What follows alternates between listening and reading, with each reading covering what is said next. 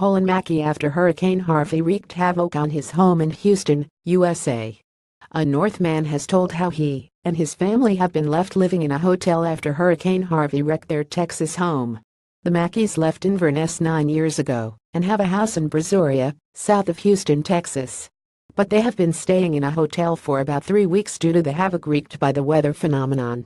Colin Mackie, who has a wife, a teenage son and 2 dogs, said nearly all of their possessions had been lost. "A lot of our belongings are out on the driveway," said Mr. Mackie, who works for an oil and gas recruitment consultancy. "That's everything from fridges, cookers, dishwashers, washer dryers, mattresses, sofas, TV stands, beds and kitchen cabinets. Across the road from me, my neighbor is in exactly the same situation. Down the road, my next neighbor is the same. From where I'm standing I can see 4 houses. Carpets are piled up, there's plasterboard everywhere. But people's houses are still standing, it's just the contents that have been taken out." Brazoria was not in the direct path of Harvey, but it did not escape the aftermath of the deluge. Mr. Mackie took his wife and son, Cindy and Ben, to a hotel in another nearby town, where they would be safe. He then returned to his house and hunkered down before the high waters arrived. "When the water arrived it happened quickly," said Mr. Mackie, vice president for the Americas region at JAB Recruitment. "I was in the house when it came in.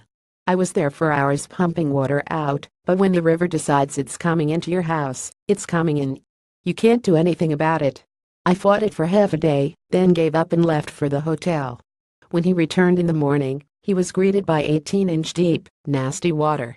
Mr. Mackie said his family would probably stay in the hotel until the end of the month before seeking temporary accommodation. He thinks it will take about 3 months to repair his shell of a house, which is insured against flood damage. "In the meantime, life goes on," Mr. Mackie said. "We have to get on and live our lives," he said. "We can still enjoy ourselves, we've got things to do. We have to earn a living. My son has got to go to school. I don't want to make light of things, but this has been more of an inconvenience. None of us were harmed or injured. Nothing was lost that can't be replaced. It's just material possessions. We can rebuild the house. It's just going to take time."